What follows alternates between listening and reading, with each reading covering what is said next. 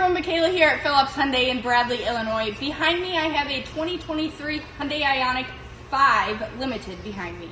It comes with a super cool feature on the key fob and it's called Remote Park Assist. I'm going to go ahead and show you how to do that. All you're going to have to do is remote start the vehicle. After the lights have completely shut off, you know the vehicle is completely on. We're going to hold that move up button and keep holding it until you want the vehicle to come to a stop. We're going to go ahead and stop it and let go. Same situation by moving back, hold the back button.